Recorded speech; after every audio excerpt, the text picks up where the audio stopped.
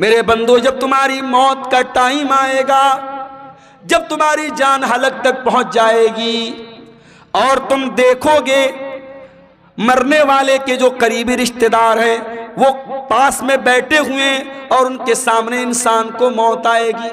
कभी आपने किसी को मरते हुए देखा है? इत्तेफाक से मेरे नाना का जब इंतकाल हुआ तो मैं वहां पे था।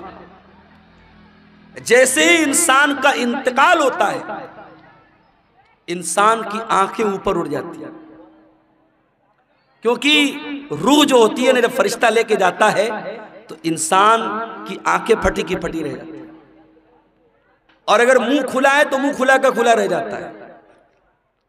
मरने वाले को तुम देख रहे हो कि वो मर रहा है। वनहनु अक़रबु इलैहि मिनकुम वलाकिन ला तुबसिरून। माँ का इंतकाल हो रहा है, बच्चे बगल में बैठे हैं।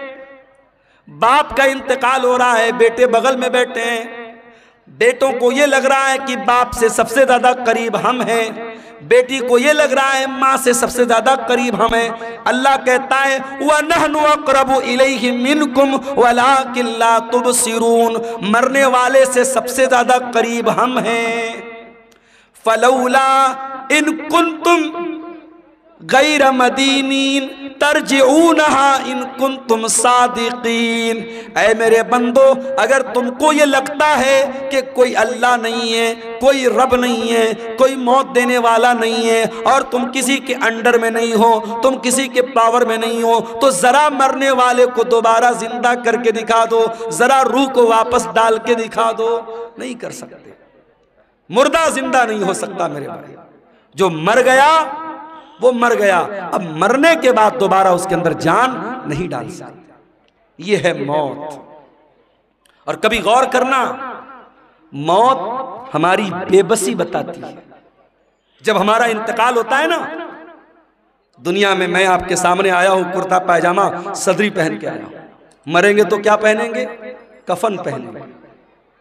दुनिया में नहाने जाएंगे, कोई लक्स से नहा रहा है, कोई लाइफ बॉय से नहा रहा है, कोई सिंथॉल से नहा रहा है, कोई अलग अलग ब्रांड के साबुन इस्तेमाल कर रहे हैं।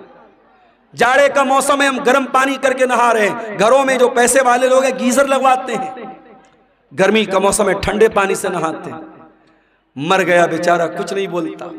गर्म से नहलाओ, ठंडे से नहलाओ, साबुन के साथ नहलाओ, बिना साबुन के नहलाओ, कुछ नहीं बोल सकता। दुनिया में नहाता था, अपना अलग एटीट्यूड था, आधा आधा घंटे तक नहाता रहता था। चेहरे के लिए अलग फेस वॉश था, बॉडी के लिए अलग बॉडी वॉश था, बालों के लिए अलग शैम्पू था। लेकिन आज मरने के बाद आज इतना बेबस है इंसान, दूसरे उसको नहला रहे हैं, उसके रिश्तेदार उसको नहला रहे हैं। वो बेचारा ये कहने की ताकत भी नहीं रखता कि मैं तो लक से नहाया करता था, तुम मुझे बैर की पत्तियों से क्यों नहला रहे हो? मैं तो फला साबुन से नहाया करता था, मेरा फेवरेट साबुन कहाँ है, मेरा शैम्पू कहाँ है, मेरा बॉडी वॉश कहाँ है, मेरा फेस वॉश कहाँ है? वो बेचारा ये कहने की ताकत भी नहीं रखता कि मैं तो दुनिया में पानी हमेशा गर्म करके नहाया करता था, तुम मुझे ठंडे पानी से क्यों नहला रहे हो? दुनिया में नहाता था, बाथरूम में पैक होकर के नहाता था, आज उसके नहलाने वाले, उसके घर वाले उसको नहला रहे हैं। उसके बदन का कपड़ा भी नहीं उतर रहा है, कैंची से उसका कुर्ता काटा जा रहा है, कैंची से उसकी बनियान को काटा जा रहा है, उसका तहबन उतारा जा रहा है, उसका अंडरवियर उतारा जा रहा है। आज उसकी शर्मगाह को दूसरे लोग खोल करके नहला रहे हैं। अल्लाह अकबर, कितनी बेबसी है मेरे भाई। नहला दिया गया, अब कफन का नंबर आया।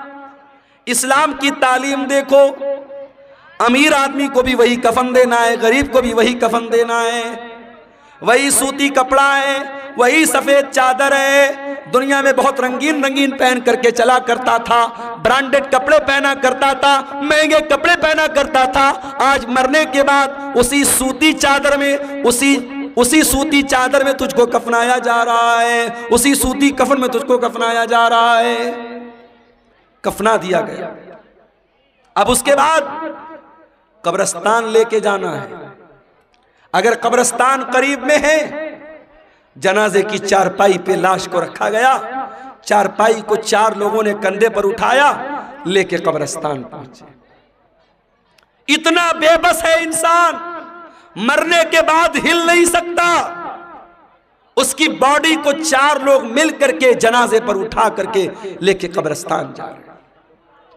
कब्रिस्तान लेके जाया गया, वहां पहले से कब्र को खोद करके रेडी किया गया है। जनाजे को कब्र में उतारा गया, मिट्टी डाली गई, कब्र तैयार हो गई। घर वालों ने खड़े होकर के मगफरत की दुआ कर दी, आसानी की दुआ कर दी। फिर उसके बाद मिट्टी हाथ से अपने मिट्टी झाड़ करके घर वाले वापस चले गए। ऐ इंसान, तू कितना गाफिल है, तू क्या क्या हरकतें करता है। इस कब्र में न तेरा बाप तेरे साथ आया, न तेरे बच्चे तेरे साथ आए, न तेरी बीवी तेरे साथ आई, न तेरा माल तेरे साथ आया, न जमीन तेरे साथ आई, न जायदाद तेरे साथ आई। कुल्लु नफ्सिन ज़ाइक़तुल मौत, हर नफ्स को मौत का मजा चखना है। अल्लाह अपने नबी से कुरान में कहता है, वमा जालना लिबशरिन मिन क़ब्लिकल खुल्द अफ़इन मित्त फ़हुमुल खालिदून। ऐ नबी, आपसे पहले जितने इंसान आए उनको भी मौत आई और आपको भी मौत आने वाली है, आपको भी मरना है।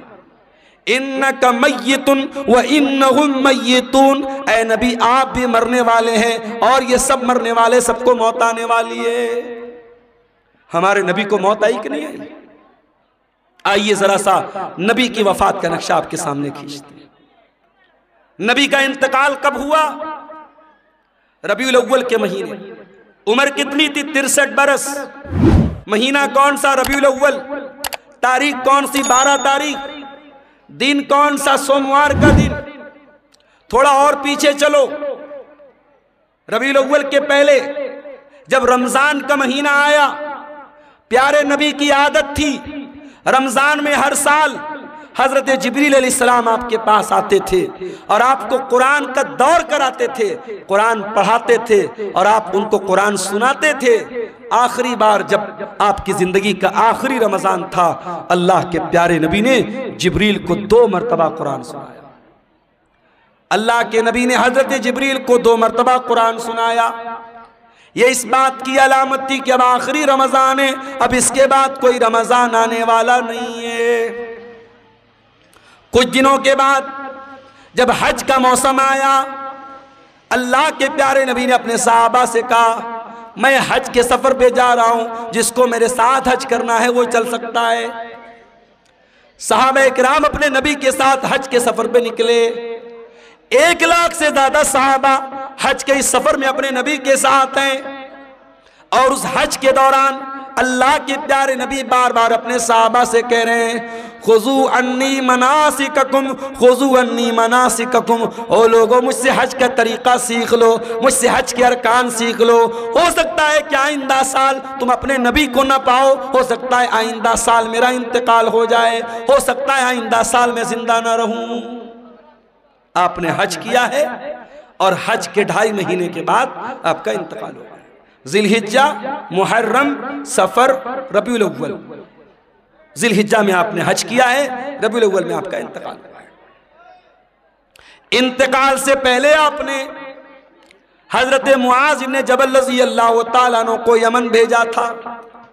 इस्लाम का दाई बनाकर, इस्लाम का मुबल्लिग बनाकर आपने यमन भेजा था। आज हमारा नौजवान दिवाली का त्योहार आता है, बड़े शौक से मिठाई खाता है। मैं इस मसले को नहीं छेड़ रहा हूं कि दिवाली की मिठाई खाना जायज है या ना जायज है, उस मसले को छोड़ दो। लेकिन आज हालात क्या है? आज बिहार के बहुत सारे मुसलमान दिवाली का त्योहार मना रहे हैं, उनके घरों पर भी दिए जल रहे हैं, मुसलमानों के घरों से भी पटाखों की आवाज आ रही है। वज़ा में तुम हो नसारा तो तमत्तुन में हुनूद, ये मुसलमान है जिन्हें देख के शर्माए यहूद। तेरा गैर मुस्लिम भाई शिर्क कर रहा है, अल्लाह को छोड़कर अपने देवी देवता की इबादत कर रहा है। तेरा फर्ज क्या था? तेरा कर्तव्य क्या था? तेरी ड्यूटी क्या थी कि तू तौहीद समझाता, तू शिर्क से मना करता, तू बताता ये महापाप है, ये गुनाह है। अल्लाह ही हमारा पालनहार है, अल्लाह ही हमारा माबूद है। अपने गैर मुस्लिम भाई को तो इस्लाम की दावत देता, इस्लाम की तबलीग करता, मगर तू तो शौक से बैठ के मिठाई खा रहा है। तू तो उसके त्योहार में, उसके शिरकिया काम में सेलिब्रेट कर रहा है। शिर्क को कभी सेलिब्रेट नहीं किया जाएगा मेरे भाई, शिर्क को हमेशा निग्लेक्ट किया जाएगा, शिर्क को हमेशा रिजेक्ट किया जाएगा, शिर्क की हमेशा तरदीद की जाएगी, शिर्क को कभी सेलिब्रेट नहीं किया जाएगा। यह मसला याद रखना। अल्लाह के नबी ने मुआज इब्न जबल को यमन इस्लाम का दाई बना के भेजा। हजरत मुआज इब्न जबल ऊंटनी के ऊपर सवार हैं और ऊंटनी की नकेल अल्लाह के रसूल के हाथों में है। अल्लाह के नबी हजरत मुआज इब्न जबल को नसीहत कर रहे हैं, समझा रहे हैं, बुझा रहे हैं, उनको बातें बता रहे हैं। बातें बताते हुए आपने कहा, ऐ मुआज, हो सकता है कि आइंदा साल जब तुम मदीना में आओ तो तुम्हारा गुजर तुम्हारे नबी की कब्र के पास। ऐ मुआज, हो सकता है कि आइंदा साल जब तुम आओ तो अपने रसूल को न पाओ और रसूल की जगह तुम्हें रसूल की कब्र नजर आए और रसूल की कब्र के पास से तुम्हारा गुजर। हदीस के अल्फाज हैं, इतना सुनना था कि मुआज इब्न जबल रोने लगे, आंखों से आंसू जारी हो गए। ऐ अल्लाह के नबी, क्या वो दिन भी देखना पड़ेगा? आपकी जुदाई को सहना पड़ेगा, आप भी हमको दागे मुफारकत दे के चले जाएंगे, आप भी हमें छोड़ के चले जाएंगे। ये मंजर याद करके हजरत मुआज इब्न जबल रोने लगे। जब वो रोने लगे तो अल्लाह के प्यारे नबी ने मदीना की तरफ इशारा किया, मदीना की तरफ इशारा किया और आपने फरमाया, ऐ मुआज इब्न जबल, इन्ना औलन नास बी अल मुत्तकून मन कानू वहैसु कान। ऐ मुआज, कान खोल करके सुन लो, अगर मुझसे मोहब्बत करते हो और कयामत के दिन मेरे साथ रहना चाहते हो, मुत्तकी बन जाना, परहेजगार बन जाना, अल्लाह से डरने वाले बन जाना। जो मुत्तकी होंगे, जो परहेजगार होंगे, वो हमेशा मेरे साथ रहेंगे। ये बशारत आपने सुनाई। मेरे भाइयों, नबी को एहसास तो हो गया था कि आपका इंतकाल होने वाला है। उसके बाद जब आप मक्का फतह हो गया था, मक्का फतह होने के बाद जब कुरान की आयत उतरी, इज़ा जाअ नसरुल्लाहि वल फतहु व रअयतन नास यदखुलून फी दीनिल्लाहि अफवाजा फसब्बिह बिहम्दि रब्बिका वस्तगफिरहु इन्नहु कान तव्वाबा। जब कुरान की ये छोटी सूरत नाजिल हुई तो नबी समझ गए कि अब जब अल्लाह का दीन मुकम्मल हो रहा है, अल्लाह का मिशन पूरा हो रहा है, इसका मतलब कि अब मेरी मौत का टाइम करीब आ रहा है। उन्हीं दिनों में अल्लाह के नबी बीमार पड़ गए। एक अंसारी साहबी के जनाजे में आप गए। ये सफर की आखिरी तारीखों में से कोई तारीख थी, गालिबन सफर की 27 तारीख थी। आप जनाजे में से वापस आने लगे, आपके सर में बहुत तेज दर्द होने लगा। आप घर आए, आपने हजरत आयशा से कहा, आयशा मेरे सर में बहुत तेज दर्द हो रहा है। हजरत आयशा ने आपके सर पर पट्टी रख दी, आपको बहुत तेज बुखार आया और बुखार इतना तेज था कि पट्टी के ऊपर से भी बुखार की गर्मी महसूस हो रही थी। ये बुध का दिन था, ये बुध का दिन था और सफर की आखिरी तारीखों में से कोई तारीख थी। यही से अल्लाह के नबी की बीमारी का आगाज हुआ। अल्लाह के प्यारे नबी को खैबर के मौके पर एक यहूदी औरत ने गोश्त में जहर मिला करके खिलाया था। उस गोश्त का असर 4 साल के बाद जाहिर हो रहा था। आप हजरत आयशा से कहते थे, ऐ आयशा, वो गोश्त जो मैंने खैबर में खाया था उसके अंदर जो जहर मिला था, उस जहर का असर मैं अपनी अतड़ियों के अंदर पाता हूं, अपने मैदे के अंदर पाता हूं। उस जहर का असर आपने अपनी बॉडी पर महसूस किया। उसी बीमारी के अय्याम में एक दिन अल्लाह के प्यारे नबी खुतबा देते हैं। सहाबे किराम का मजमा बैठा हुआ है, अल्लाह के प्यारे नबी खुतबा दे रहे हैं और खुतबे में आप कहते हैं, इन्नल्लाह खय्यरा अब्दन, अल्लाह ताला अपने एक बंदे को इख्तियार दे रहा है। अपने एक बंदे को चॉइस दे रहा है कि ऐ मेरे बंदे, तू चाहे तो दुनिया की नेमतों को ले ले और चाहे तो तू मेरे पास आ जा और उससे अच्छी नेमतें मैं तुझको दे दूं। तो अल्लाह के उस बंदे ने अल्लाह के पास जाने को पसंद कर लिया। अभी इतना बयान किया था आपने कि अबू बकर सिद्दीक ज़ारो कतार रोने लगे और रोते हुए कहने लगे, फदैना कभी आबाइना व उम्महातिना, हमारे माँ बाप आप के ऊपर फिदा हो जाएं, हमारे माँ बाप आप पर कुर्बान हो जाएं। अबू सईद खुदरी कहते हैं, हमें बड़ी हैरत हुई कि अल्लाह के प्यारे नबी तो एक कॉमन बात बता रहे, एक आम बात बता रहे हैं, इसमें रोने की क्या बात है? ये अबू बकर क्यों रो रहे हैं और रोते रोते ये क्यों कह रहे हैं कि हमारे माँ बाप आपके ऊपर कुर्बान हो जाएं? मगर हमको बाद में पता चला कि अल्लाह के प्यारे नबी अपनी बात कर रहे थे कि अल्लाह ताला मुझको अपने पास बुलाना चाहता है। उसी खुतबे में आपने कहा, ऐ लोगों कान खोल करके सुन लो, मेरे ऊपर सबसे ज्यादा अगर किसी का एहसान है, उसके माल का, उसके टाइम का सबसे ज्यादा अगर किसी ने एहसान किया है, अबू बकर सिद्दीक ने किया है। ओ लोगों, अगर मैं दुनिया में किसी को खलील बनाता, अबू बकर को खलील बनाता, मगर मैं अल्लाह का खलील हूं, अल्लाह ने मुझे अपना खलील बनाया है। ऐ लोगों, मस्जिद में जितने लोगों के दरवाजे खिड़कियां हैं सब बंद कर दिए जाएं, सिवाय अबू बकर के घर के दरवाजे के। अबू बकर का जो दरवाजा मस्जिद में खुलता है उसको बंद न किया जाए, वो दरवाजा ओपन रहेगा, वो दरवाजा खुला रहेगा। ये नबी के आखिरी दिनों की बात है मेरे भाई। सोमवार के दिन आपका इंतकाल हुआ, बुध का दिन आया। बुध के दिन आपने सहाबा से कहा कि 7 अलग अलग कुएं का पानी लाया जाए। 7 अलग अलग कुएं का पानी लाया गया। अल्लाह के प्यारे नबी ने गुस्ल फरमाया। गुस्ल करने के बाद आपने अपने सर के ऊपर पट्टी बांधी और आप मस्जिद में आए और मिंबर पर चढ़े और आपने खुतबा दिया। और उसी खुतबे में आपने फरमाया कि ओ लोगो, मेरे अंसारी साहबा, मेरे अंसार साहबा के साथ तुम कभी गलत सलूक मत करना। इन्नहुम करशी व ऐबती, ये मेरे बड़े खास लोग हैं, इन्होंने बड़ी कुर्बानियाँ दी हैं। अगर कभी तुम अमीर बन जाना, मुसलमानों के जिम्मेदार बन जाना, तो अंसार साहबे किराम के साथ अच्छा सलूक करना। वो अगर भलाई करें, उनकी भलाई को कबूल कर लेना। अगर उनसे गलती हो जाए तो दरगुजर कर देना, माफ़ कर देना। जुमेरात का दिन आया, नबी ने ज़ुहर पढ़ाई, नबी ने असर पढ़ाई, नबी ने मगरिब पढ़ाई।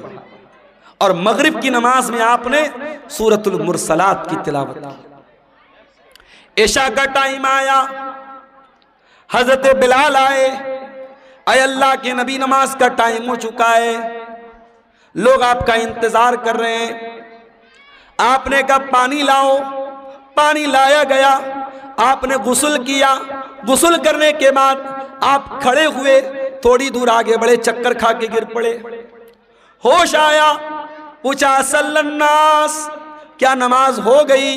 लाहुम यंतज़िरूनका या रसूल अल्लाह, अय अल्लाह के नबी, लोग आपका इंतजार कर रहे हैं, अभी नमाज नहीं पढ़ी लोगों ने। फिर आपने गुस्ल किया, फिर आप उठ करके जाने लगे, फिर गशी तारी हो गई, फिर गिर पड़े। 3 बार ऐसा हुआ। 3 बार चक्कर खा के अल्लाह के प्यारे नबी गिर पड़े जमीन के ऊपर। जब 3 बार ऐसा हो गया और आप समझ गए कि अब मेरी तबीयत मस्जिद में जाने लायक नहीं है, तो आपने कहा कि जाओ अबू बकर से कहो वो लोगों को नमाज पढ़ाए। लोग हजरत अबू बकर के पास आए, चलिए आप नमाज पढ़ाइए, अल्लाह के नबी का ऑर्डर है। अबू बकर बड़े नरम दिल आदमी थे, बड़े रहम दिल आदमी थे। उन्होंने हजरत उमर से कहा कि ऐ उमर, आप जा करके नमाज पढ़ा दीजिए। हजरत उमर ने कहा नहीं, अल्लाह के नबी ने आपको परमिशन दी, आप चल करके नमाज पढ़ाइए। 17 टाइम की नमाजें नबी की जिंदगी में, नबी की आखिरी अय्याम में अबू बकर सिद्दीक ने पढ़ाई। जुमेरात के दिन की इशा की नमाज, जुमा की 5 टाइम की नमाज, शनिचर को 5 टाइम की नमाज, इतवार को 5 टाइम की नमाज और सोमवार की फजर की नमाज। ये टोटल 17 नमाजें हजरत अबू बकर सिद्दीक ने अल्लाह के प्यारे नबी की जिंदगी में आखिरी दिनों में पढ़ाई थी।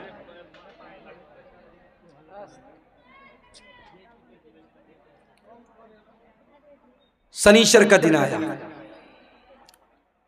नबी की वफात के 2 दिन पहले शनीचर का दिन। नबी बहुत बेचैन है, इतने बेचैन है कभी चादर ओढ़ लेते हैं, कभी चादर फेंक देते हैं। बेचैनी आपके ऊपर तारी है। उस बेचैनी के आलम में नबी ने फरमाया, लानतुल्लाहि अलल यहूदी वन नसारा, अल्लाह की लानत हो यहूदियों के ऊपर और ईसाइयों के ऊपर, अल्लाह की लानत हो यहूद और नसारा के ऊपर। इत्तखज़ू क़ुबूर अंबियाइहिम मसाजिद, उन्होंने अपने नबियों की कब्रों को मस्जिद बना लिया, अपने नबियों की कब्रों पर जाकर के सजदा करने लगे। ओ लोगों, तुम मेरी कब्र पर ऐसा कुछ मत करना। नबी अपने आखिरी टाइम में कब्र परस्ती से मना कर रहे हैं। जिस नबी ने अपनी वफात से 2 दिन पहले अपनी उम्मत को शिर्क से रोका है और कब्र परस्ती से रोका है, आज सीमांचल को छोड़ दीजिए। सीमांचल अल्हम्दुलिल्लाह इस बुराई से बहुत हद तक पाक है। आप बिहार के और इलाकों में चले जाइए, आप झारखंड के इलाकों में चले जाइए, आप बारसोई चले जाइए, आप कलकत्ता चले जाइए, आप बिहार के सहरसाम में चले जाइए। ऐसे ऐसे इलाके हैं मेरे भाई जहां हर मोहल्ले में कोई मजार है, कोई कब्र है, जहां सजदे हो रहे हैं, जहां मुरादें मांगी जा रही हैं, जहां बिगड़ी बनने का दावा किया जा रहा है। नबी ने अपनी उम्मत को बुत परस्ती से मना किया था। आज नबी के मानने वाले, नबी के उम्मती जगह जगह कब्रों की पूजा कर रहे हैं और कब्र की इबादत कर रहे हैं। उसी शनीचर के दिन अल्लाह के प्यारे नबी ने अपने सहाबा से कहा कि कोई कलम ले आओ, कागज ले आओ, मैं कोई तहरीर लिख के दे देता हूं ताकि तुम मेरे बाद गुमराह मत हो जाना। अब जब नबी ने यह बात कही कि कलम ले आओ, कागज ले आओ, मैं कुछ लिख देता हूं, तो अब सहाबे किराम में आपस में इख्तिलाफ हो गया। कुछ सहाबा ने कहा कि नबी की हालत बहुत कमजोर है, आपकी सिचुएशन बहुत कमजोर है, बीमार हैं आपको अभी ये तकलीफ देने की जरूरत नहीं है, हमारे पास कुरान है, अल्लाह के नबी की हदीस है, वो काफी है, हमें किसी और तहरीर की जरूरत नहीं है। कुछ लोगों ने कहा जब अल्लाह के नबी खुद कह रहे हैं कि कलम ले आओ, कागज ले आओ, मैं लिख देता हूं तो ले आओ। इस बात पर आपस में झगड़ा होने लगा, बहस होने लगी, और जब बहस होने लगी अल्लाह के नबी ने कहा चले जाओ यहां से। नबी ने सबको वहां से हटा दिया। इसका मतलब यह हुआ कि अगर वो बात इतनी इंपॉर्टेंट होती, इतनी अहम होती कि उसके बगैर मुसलमानों का काम न चलता, तो नबी सहाबा से ये ना कहते कि चले जाओ, नबी कहते ले आओ, मैं हर हाल में लिख के दे देता हूं। नबी ने नहीं लिखवाया, इसका मतलब कि वो बात पहले से आप बता चुके थे, वो बात कोई इतनी इंपॉर्टेंट बात नहीं थी। इतवार का दिन आया, नबी की वफात से 1 दिन पहले का दिन। नबी ने अपने सारे गुलामों को आजाद कर दिया। नबी के घर में जितने हथियार थे, तलवार थी, ढाल थी, ज़रा थी, सब आपने मुसलमानों के लिए वक्फ कर दिया। इतना ही नहीं, आपके घर में 7 दीनार थे, आपने उनको भी सदका खैरात कर दिया। इतवार के का दिन गुजारने के बाद जब रात आई है और चिराग जलाने के लिए तेल की जरूरत पड़ी है, तो अम्मा आयशा कहती है मेरे पास तेल नहीं था, मुझे पड़ोसी से मांगना पड़ा, तब जाकर मोहम्मद रसूलुल्लाह के घर में चिराग जला है, रोशनी हुई है। अल्लाह अकबर। मेरी प्यारी माँ और बहनों, आज आपका चप्पल आपकी पसंद का ना आए, आपका कपड़ा आपकी पसंद का ना आए, आपकी पसंद की ज्वेलरी आपका शौहर ना लाए, तो मियाँ बीवी में झगड़ा हो जाता है। बीवी कह देती है अरे जाइए, आपके साथ तो शादी करके मैं फंस गई, शादी करके फंस गई आपके साथ, आप तो कभी मेरी पसंद का सामान नहीं लाते हैं। आज शौहर अपना दिल और कलेजा निकाल के रख दे, तब भी बीवी खुश नहीं होने वाली। वो एक लतीफा है ना कि एक मौली साहब थे, बहुत अच्छी तकरीर करते थे, बहुत पब्लिक उनकी बड़ी इज्जत करती थी, बड़ा लोग एहतराम करते थे, और घर में जो उनकी घरवाली थी वो उनकी इज्जत ही नहीं करती थी, उनको मानती नहीं थी। तो एक दिन उनकी घरवाली ने कहा अरे सुनते हो, रात मैंने ख्वाब देखा एक बुजुर्ग हवा में उड़ रहे हैं, एक बुजुर्ग को देखा मैंने कि हवा में उड़ रहे हैं। मैं तो देख के बड़ी अचंभित हो गई, हैरान हो गई। तो मौलवी साहब ने कहा कि अरे पागल, वो बुजुर्ग मैं था जिसको तुमने हवा में उड़ते हुए देखा था। कहा अच्छा आप थे, इसीलिए थोड़ा टेढ़ा टेढ़ा उड़ रहे थे, सीधा नहीं उड़ रहे थे।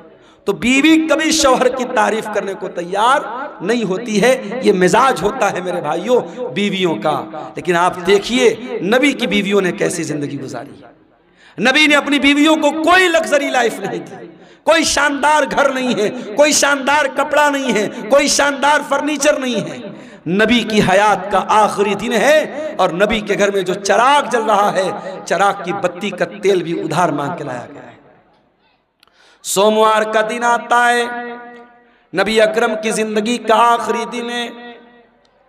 अल्लाह के प्यारे नबी फजर की नमाज का टाइम होता है, बिस्तर से उठते हैं, अपने कमरे के दरवाजे पर आते हैं, पर्दा हटाते हैं, सामने सहाबे किराम नमाज पढ़ रहे हैं। अबू बकर सिद्दीक नमाज पढ़ा रहे हैं और सहाबे किराम नमाज पढ़ रहे हैं।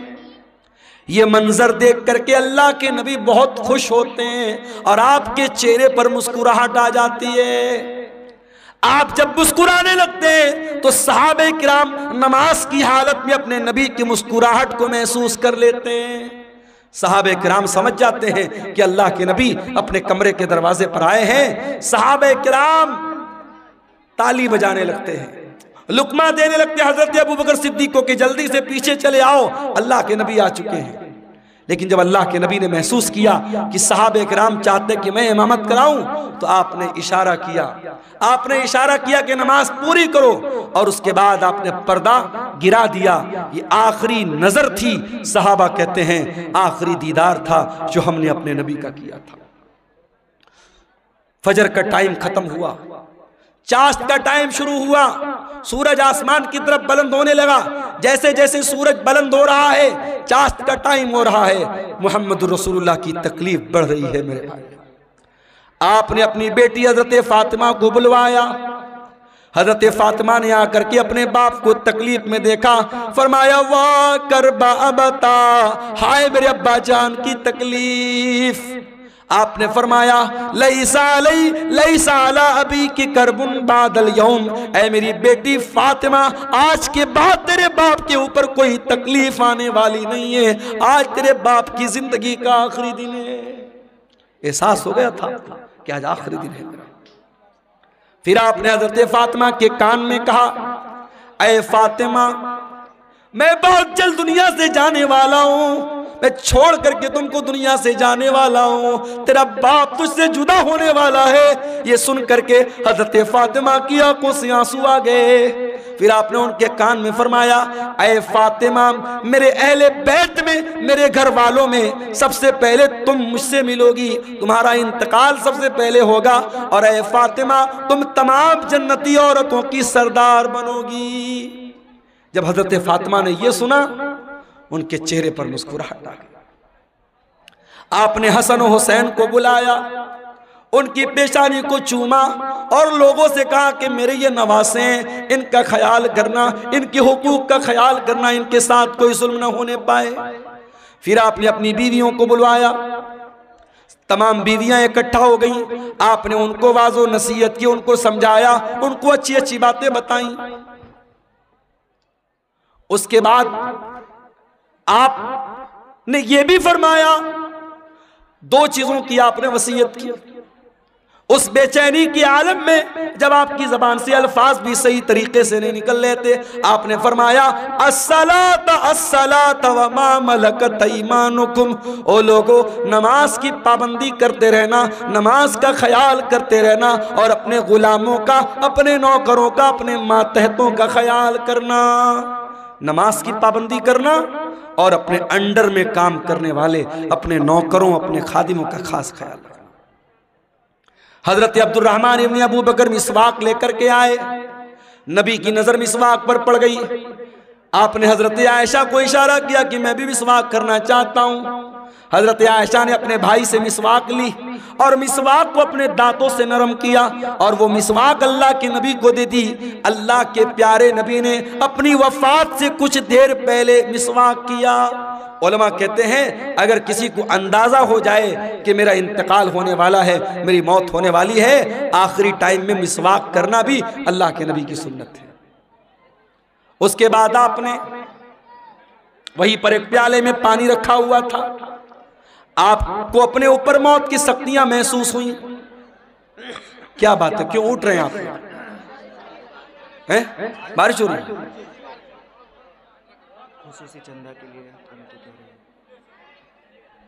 मेरे भाइयों, इलाका इतना पिछड़ा हुआ है। मुझे याद है जब कारी साहब ने मुझको बुलाया था और मैं जहां ठहरा हुआ था, रात भर मच्छरों ने मेरा जीना हराम कर दिया था, कीड़ों ने, मच्छरों ने।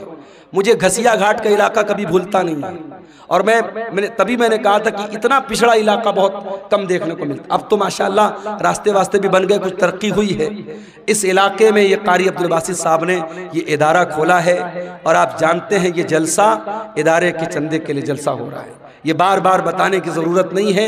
मैं बंगाली उलमा की तरह चंदा करने वाला मुकर्रिर नहीं हूँ, लेकिन मैं आपसे गुजारिश करता हूँ, ये जलसे वालों की मेहनत पर पानी मत फेरिए। बारिश हो रही है, हल्की फुल्की बारिश हो रही है, अगर हो भी रही थोड़ा बहुत भीग भी गए तो मसला नहीं है, लेकिन आप इस इदारे के ऊपर पैसों की बारिश जरूर करके जाइएगा। और जो भी चंदा 100, 200, 1000, लाख, 2 लाख जो भी आप दे के जा सकते हैं, इदारे का ताउन करके जाइएगा। खुसूसी तौर पर ये मेरी आपसे गुजारिश है, इदारा आपके ताउन का मोहताज है। इलाका आप देख रहे हैं, इदारे की जरूरत आप देख रहे हैं। मैं रसूल की वफात का वाकया बयान कर रहा हूँ। थोड़ी देर और आपके सब्र का इम्तिहान लेता हूँ, फिर मैं आपसे इजाजत दे लूंगा। अल्लाह के नबी का आखिरी टाइम है मेरे भाई, और मौत की शिद्दत आप महसूस कर रहे हैं। आपने मौत की उस शिद्दत में अपने चेहरे पर पानी डाला और आपने कहा, अल्लाहुम्मा इन्नी अला सकरातिल मौत, आय अल्लाह मेरी मदद कर, मौत की सख्तियों पर मेरी मदद कर। हजरत आयशा कहती हैं कि नबी के ऊपर जब मैंने मौत की सख्ती को देख लिया, उस वक्त तक मैं मौत की सख्ती को बुरा समझती थी, मगर जब अपने नबी के ऊपर मैंने मौत की सख्ती को देखा तो मैं समझ गई कि मौत की सख्ती बरहक है और मौत की सख्ती किसी के ऊपर भी आ सकती है। फिर आपने आसमान की तरफ हाथ उठाया, आपने फरमाया, मार रफीक़िल आला, आय अल्लाह मुझे सबसे बेहतरीन लोगों की सोबत अता फरमा, मअल्लज़ीना अनअमता अलैहिम मिनन नबिय्यीन वस्सिद्दीक़ीन वश्शुहदाई वस्सालिहीन। आय अल्लाह अपने नबियों के साथ मुझे उठाना, अपने सिद्दीक़ीन के साथ मुझे उठाना, अपने नेक बंदों के साथ उठाना। इतना कहने के क्या कीड़े मकोड़े भी जो है ना, अपने नबियों के साथ है अल्लाह ताला मुझको उठाना। और यही पढ़ते हुए अल्लाह के नबी ने अपने हाथ उठाए और आपके हाथ जमीन पर गिर गए और आपकी रूह आपके बदन से निकल गई और अल्लाह के आखिरी नबी भी अल्लाह को प्यारे हो गए। इन्ना लिल्लाहि व इन्ना इलैहि राजिऊन। ये मंजर था अल्लाह के नबी की वफात का। और जब आपकी वफात हो गई, सहाबे किराम पर जो बीती थी मेरे भाइयों, वो बयान के बाहर थी। हजरत फातिमा ने कहा, या अबता मन जन्नतुल फिरदौसी मावा, या अबता इला जिब्रील नना। ऐ मेरे अब्बा जान, हम आपकी मौत की खबर जिब्रील अमीन को दे रहे हैं। ऐ अब्बा जान, आपका ठिकाना जन्नतुल फिरदौस है। या बता अजाब रब्बंदा, ऐ अब्बा जान आपने अपने रब की दावत को कबूल कर लिया, अपने रब के पास चले गए। ये नबी की वफात का मंजर था मेरे भाई। नबी के इंतकाल के बाद आपकी जनाजे की नमाज भी हुई, मगर किसी एक इमाम की इक्तदा में नहीं हुई।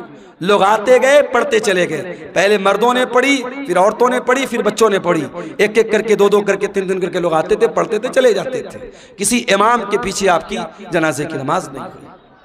और जब नबी को दफनाया गया तो हजरत फातिमा ने कहा था हजरत अनस से, अताबत अनफुसुकुम अन तहसु अला रसूलिल्लाहि सल्लल्लाहु अलैहि वसल्लम तुराब। ऐ अनस, तुम्हारे दिल ने गवारा कैसे किया कि तुमने नबी के ऊपर मिट्टी डाली थी।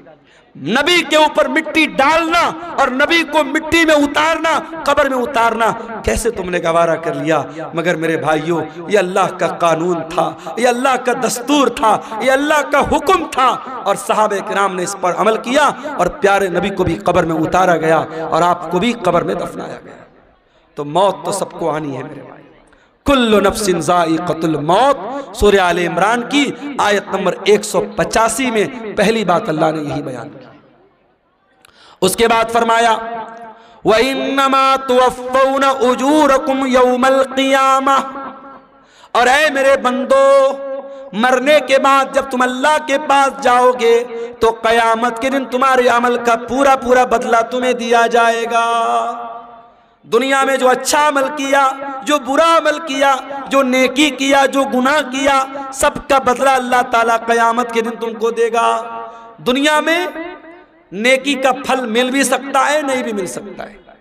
गुनाह की सजा मिल भी सकती है, नहीं भी मिल सकती है। मगर नेकी और गुनाह की असल जो उसकी जजा है, जो सजा है, वो आखिरत में मिलेगी। दुनिया दारुल अमल है, आखिरत दारुल जजा है। यहाँ अमल करोगे, यहाँ बदला मिल भी सकता है, नहीं भी मिल सकता है, लेकिन वहाँ बदला मिलेगा। व इन्नमा तुवफ़्फ़ौना उजूरकुम यौमल क़ियामह, तुम्हारे अमल का पूरा पूरा बदला तुमको क़यामत के दिन दिया जाएगा। ये दूसरी बात अल्लाह ने बयान की। और तीसरी बात, फ़मन ज़ुज़िया अनिन नारि व उदख़िलल जन्नह, जिसको क़यामत के दिन अल्लाह ताला जहन्नम की आग से बचा लेगा और जन्नत में दाखिल कर लेगा, वही कामयाब होने वाला है। दुनिया में कितनी दौलत थी, कितना पैसा था, कितना नाम कमाया था, कितना स्मार्ट था, कितना हैंडसम था, उसकी बीवी कैसी होती, उसके बच्चे कैसे थे, ये हमारी नज़र में कामयाबी हो सकती है, मगर अल्लाह की नज़र में कामयाबी क्या है? फरमाया फ़मन ज़ुज़िया अनिन नार, क़यामत के दिन जिसके बारे में अल्लाह की अदालत में यह फैसला हो जाए कि इसको जहन्नम में नहीं डालना है, इसको जन्नत में डालना है, वही कामयाब होने वाला है।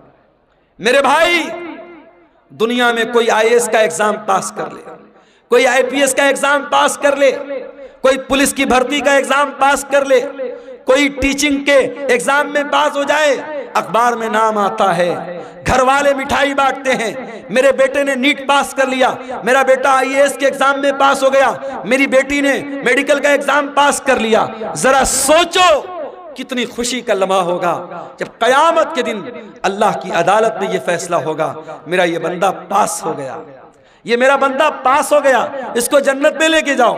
और उस इंसान के लिए कितना अफसोस का मकाम होगा जिसके बारे में यह फैसला होगा कि उसके बारे में अल्लाह कहेगा इसको जहन्नम में लेके जाओ। मेरे अजीजों, कामयाबी ये है, इस कामयाबी को हासिल करना है, इसके लिए हमें मेहनत करना है। जहन्नम से हम कैसे बच जाएं और अपने परिवार को हम कैसे बचा लें, इस पर हम मेहनत करें, इस पर हम काम करें, ये करने का काम है। इसीलिए अल्लाह कुरान में कहता है कू अनफुसकुम व अहलीकुम नारा, ऐ ईमान वालो, अपने आप को और अपने घर वालों को जहन्नम की आग से बचाओ। दुनिया की आग से बचा लिया तो कौन सा कमाल किया। दुनिया की आग में इंसान एक बार जलेगा, जल के खत्म हो जाएगा, मगर क़यामत के दिन की जो जहन्नम की गर्मी होगी मेरे भाइयों, वो बार बार जहन्नम की आग में इंसान को जलाया जाएगा, तड़पाया जाएगा। जहन्नम का अजाब सहन नहीं कर सकते हम, बर्दाश्त नहीं कर सकते हम। जब बर्दाश्त नहीं कर सकते तो कुरान कहता है जहन्नम की आग से अपने आप को बचाने की तैयारी। और चौथी बात जो इस आयत में अल्लाह ने बयान की, फरमाया वमल हयातुद दुनिया इल्ला मताउल गुरूर, दुनिया की जिंदगी तो धोखे का सामान है। जिस दुनिया के चक्कर में पड़कर तुम अल्लाह को भूल के बैठे हो, जन्नत को भूल के बैठे हो, रसूल को भूल के बैठे हो, आखिरत को भूल के बैठे हो, ये दुनिया तो धोखे का सामान है। दुनिया तो धोखे का सामान है मेरे भाई। दुनिया ने आज तक किसी के साथ वफा नहीं की। बड़े बड़े राजा आए, महाराजा आए, अपने महल में सोने चांदी के बर्तन में खाते थे, आज कब्र के नीचे दफन हैं, उनके महल खंडर बन गए, उनका नामो निशान दुनिया से मिट गया। ये दुनिया बेवफा है, बेवफा थी और बेवफा रहेगी। दुनिया से इश्क मत करो मेरे भाई, दुनिया से इश्क मत करो। दुनिया गद्दार है, दुनिया बेवफा है। दुनिया की हैसियत क्या है?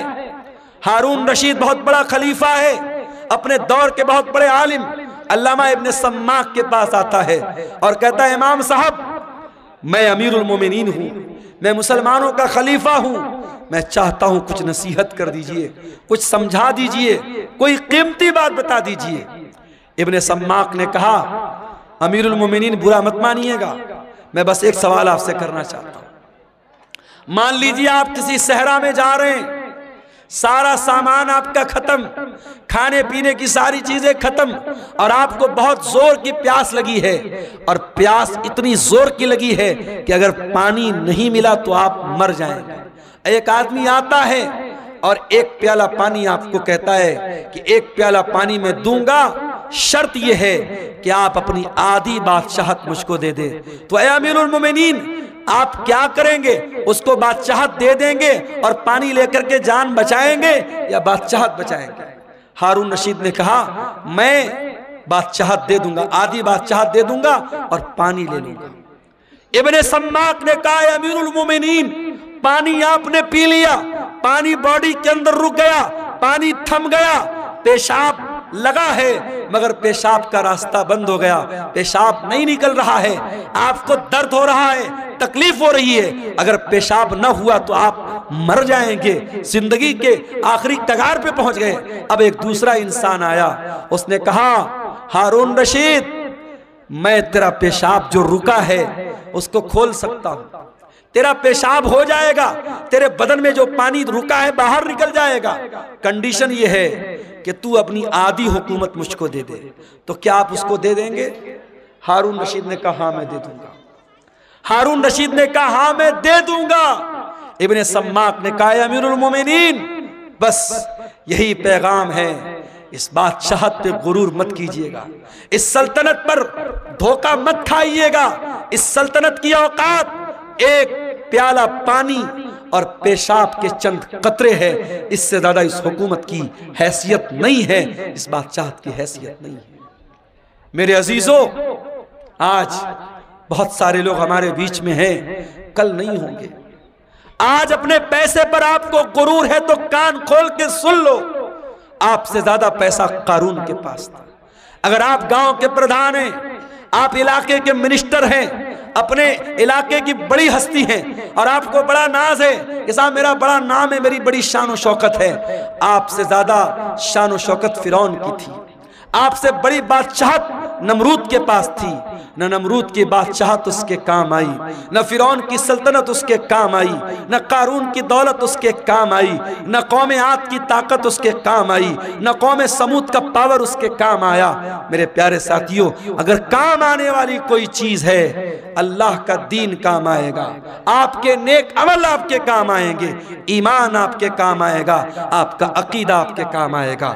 मेरे अजीजों, सूरह आले इमरान की आयत में 4 सबक हमें मिले। पहला सबक, मरना है, कुल्लु नफ्सिन ज़ाइक़तुल मौत, हर नफ्स को मौत का मजा चखना है। ये मदरसे वाले चंदे के लिए आपसे अपील कर रहे हैं, और आप इतने भी गरीब नहीं हैं 150 आप न दे सके, मगर आज नहीं दे रहे हैं, और जब मर जाएंगे तो बेटा क्या करेगा? जिंदगी में कभी बाप की तरफ से सदका नहीं किया, कभी बाप ने खुद सदका नहीं किया, मर गया तो बेटा क्या कर रहा है? बाप की तरफ से मदरसा बनवा रहा है, बाप की तरफ से ट्यूबवेल लगवा रहा है, माँ की तरफ से मस्जिद में कुरान दे रहा है। अरे जिंदगी में माँ बाप की कदर करो और जिंदगी में सदका खैरात किया करो। अल्लाह के नबी से पूछा गया, सबसे अफजल सदका कौन सा है, सबसे बेहतरीन सदका कौन सा है? आपने फरमाया, अंत सद्दका व अंत सहीहुन शहीहुन तक्शल फक्रा व तअमलुल गिना। सबसे बेहतरीन सदका ये है, तंदुरुस्ती की हालत है, माल की मोहब्बत है, पैसा बहुत है, माल की मोहब्बत है, तंदुरुस्ती है, और डर है कि पैसा खत्म ना हो जाए और पैसा आने की उम्मीद है। ऐसी सिचुएशन में जो सदका किया जाए वो सबसे बेहतरीन सदका है।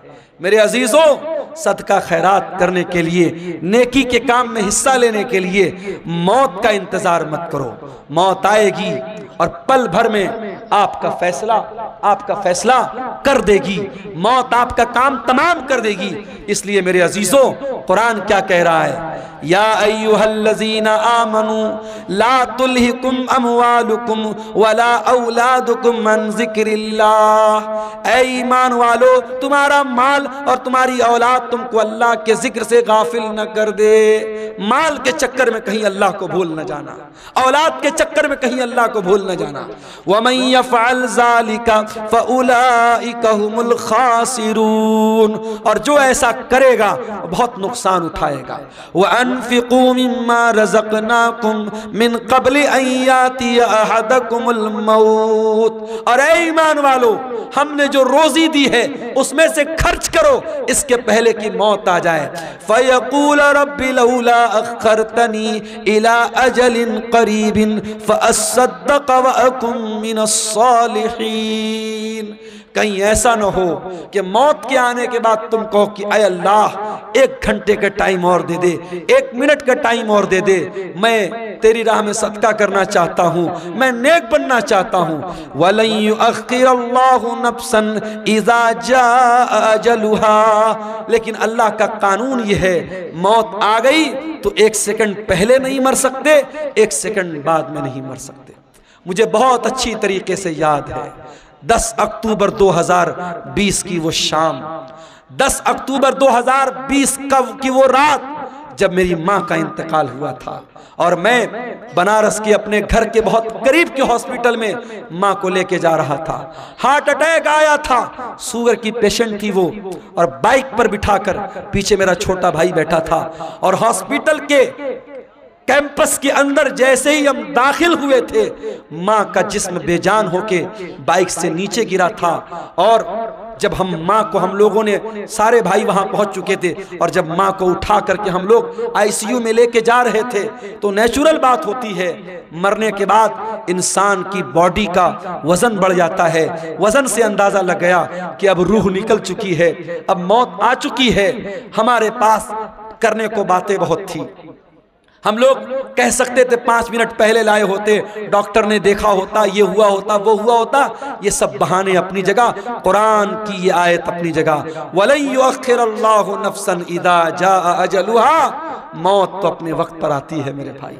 इसलिए अपने नौजवान साथियों से भी कहना चाहता हूँ, सीमांचल के जलसों में मैं कहीं कहीं बड़ी बेहयाई भी देखता हूँ, सड़कों पर लड़के लड़कियों का जमघट भी देखता हूँ, बड़ा ऐसा माहौल में देखता हूँ। पूरे इंडिया में वो माहौल कहीं नजर नहीं आता।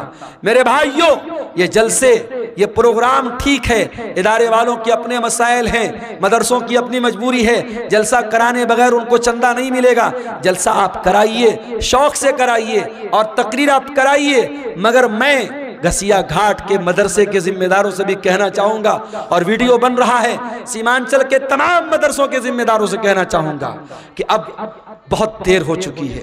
अब अपने जलसों को थोड़ा सा कंट्रोल कर लो, औरतों का इंतजाम रखो, लेकिन सख्ती से मना कर दो। कोई मेला ठेला नहीं लगेगा, कोई औरतों के सामान की दुकान नहीं लगेगी, कोई सड़क और चौराहे पर मर्दों और औरतों का जमघट नहीं लगेगा। और अगर नहीं कर सकते तो फिर जलसे बंद कर दो मेरे भाई, जलसे बंद कर दो। ये मेले के नाम पर अगर मर्दों औरतों का जमघट होता है तो उतना बड़ा गुनाह नहीं है, उतना बड़ा गुनाह नहीं है जितना बड़ा गुनाह बड़े बड़े बैनर लगा के, बड़े बड़े फाटक लगा के, बड़े बड़े उलमा की तकरीर करा के, और सड़कों पर मर्दों औरतों का जब हम जमघट देखते हैं, जवान जवान लड़कियां जा रही हैं और जवान लड़के उनको देखकर आवाजें कस रहे हैं, इशारेबाजी कर रहे हैं, नैन मटक्का हो रहा है, ये मंजर देखकर वल्लाह दिल को तकलीफ होती है। और मैं ये सोचता हूँ 2009 से मैं सीमांचल में आ रहा हूँ, 15 साल हो गए, हर साल आ रहा हूँ, तकरीरें कर रहा हूँ, लेकिन हालात जस के तस है, बल्कि और बुरे हो रहे हैं। हालात कब सुधरेंगे मेरे भाई? हम कब जागेंगे, कब होश में आएंगे, कब हम चेतेंगे, कब अपने अमल को हम सुधारेंगे? मेरे अजीजों, आज की तकरीर में यही पैगाम दे रहा हूँ कि इसके पहले कि मौत आ जाए और ये गुनाह करते हुए अल्लाह के यहाँ हम चले जाएं, अपने अमल की इस्लाह कर लो मेरे भाई, अपनी बुराइयों से तौबा कर लो। और याद रखो, तौबा करने के लिए कल का इंतजार मत करो, जाओ अपने कमरे का दरवाजा बंद करो, जिस तरीके से बैठ करके बंद कमरे में मोबाइल देखते हो, जाओ अपने कमरे की लाइट भी बंद कर दो, दरवाजा भी बंद कर दो और वजू करके अल्लाह के सामने हाथ फैलाओ और सोचो कि अब तक की जिंदगी कैसी गुजरी थी। अपने गुनाहों को याद करो, अपने खताओं को याद करो, और अगर अल्लाह की बारगाह में रोते हुए दो चार कतरे आंसुओं के गिर गए, वल्लाह कह रहा हूं इन आंसुओं की बड़ी कीमत है अल्लाह के यहाँ, इन आंसुओं की बड़ी कीमत है अल्लाह के यहाँ। अल्लाह के प्यारे नबी फरमाते हैं अल्लाह को दो चीजें बहुत ज्यादा पसंद हैं, मिन कतरतैन, दो कतरे अल्लाह को बहुत पसंद हैं। कतरतु दुमुइन मिन खशियतिल्लाह, एक अल्लाह के खौफ से बहने वाला आंसू का कतरा, व कतरतु दमिन तुहराक़ु फी सबीलिल्लाह, और एक खून का कतरा जो अल्लाह की राह में बहता है। मेरे अजीजों, तौबा कर लो, जवानी में तौबा कर लो, अपनी ताकत के दौर में तौबा कर लो। कल बुढ़ापे में तौबा करने का कोई मतलब नहीं होगा। दर जवानी तौबा करदन शेवे पैगंबरी, वक्त पीरी गुर्गे जालिम मी शवत परहेजगार। जवानी में तौबा करो, ये नबियों का तरीका है। बुढ़ापे में तो भेड़िया भी शरीफ बन जाता है, जब मुंह में दांत नहीं, पेट में आंत नहीं, शरीफ बन गए तो कौन सा कमाल किया। ये रात का टाइम है मेरे भाई, ये बड़ा सुहाना वक्त है, बड़ी बरकत वाला वक्त है। इस वक्त हम अल्लाह ताला से अगर तौबा करेंगे, अल्लाह से रुजू करेंगे, मुझे यकीन है अल्लाह जरूर हमारी तौबा को कबूल करेगा। और जब सच्ची तौबा कर लो तो अब तक जो गुनाह का काम करते थे उस गुनाह से बाज आ जाओ, उस गुनाह को छोड़ दो। अगर मोबाइल का गलत इस्तेमाल करते थे, यहीं से तौबा कर लो, नहीं करेंगे। अगर ज़िनाकारी और बदकारी में मुलव्विस थे, अगर इग़लामबाजी में मुलव्विस थे, अगर हराम का कोई कारोबार करते थे, अगर आज मैं अभी आ रहा था, रास्ते में हमारी कार के ड्राइवर ने कहा, रास्ते में कई जगह गैर मुस्लिमों का की बस्ती गुजरी, ड्राइवर ने कहा मौलाना साहब एक बात बोलूँ आपको। मैंने कहा बताओ। कहने लगा कि बिहार में और ख़ास तौर से हमारे इस इलाके में आज के दिन हमारे बहुत सारे गैर मुस्लिम बहुत जुआ खेलते हैं, और उनका ये मानना है, गैर मुस्लिम भाइयों का ये मानना है कि दिवाली की रात जो जुआ खेलेगा और जीत जाएगा वो साल भर हमेशा जीतेगा, वो कभी हारेगा नहीं। ये मान्यता है उनकी। और एक दिन पहले भी धनतेरस का त्योहार था, आपने देखा होगा मार्केट में बड़ी भीड़ लगी थी, बड़ी भीड़ लगी थी। धनतेरस वाले दिन हमारे गैर मुस्लिम भाइयों का ये मानना है कि कुछ न कुछ सामान उनको खरीदना है, चाहे झाड़ू ही खरीदेंगे मगर खरीदेंगे। और आज अभी हम लोग चाय पीने के लिए रास्ते में रुके तो एक साहब ने बताया कि दुकानदार फोन पे नहीं ले रहा, वो कैश चाहिए उसको। उसने कहा हम फोन पे से पेमेंट नहीं लेंगे, आज के दिन हम कैश लेते हैं, हम फोन पे नहीं लेते हैं। तो ये हमारे गैर मुस्लिम भाइयों के यहाँ आस्था के नाम पे बहुत सारी चीजें अंधविश्वास हैं जो धीरे धीरे हमारे यहाँ भी आ रहा है। मेरे भाइयों, अंधविश्वास से बचो, और जुआ खेलना हमेशा हराम है इस्लाम में। गैर मुस्लिम भाइयों के एक त्यौहार पे खेल रहे हैं, मगर हमारे मजहब में किसी त्यौहार पे खेलना या किसी त्यौहार पे शराब पीना जायज नहीं है। शराब साल के 360 दिन हराम है, जुआ साल के 360 दिन हराम है। तो सूरह आले इमरान की इस आयत की रोशनी में चंद बातें मैंने रखी हैं, और मैं अपने आप को बड़ा खुशनसीब समझता हूँ कि कारी अब्दुल बासित साहब, बड़ी मीठी आवाज़ थी उनकी, बड़ी मोहब्बत से बोलते थे। आज उनके बच्चों ने अल्हम्दुलिल्लाह अपने बाप की वरासत को संभाला है, मदरसे को चला रहे हैं। हमारी जिम्मेदारी बनती है, इलाके का पुराना इदारा है और एक बुजुर्ग ने उसको जिंदगी भर सींचा है, आज वो हमारे बीच में नहीं है, उनके बच्चे चला रहे हैं। हम इस इदारे को हम इसका ताउन करें, अल्लाह ताला हम सबको इसकी तौफीक अता फरमाए। हमारे यूट्यूबर भाई जो यहाँ आए हुए हैं, हर जगह ये भीड़ के छत्ता की तरह माइक को घेर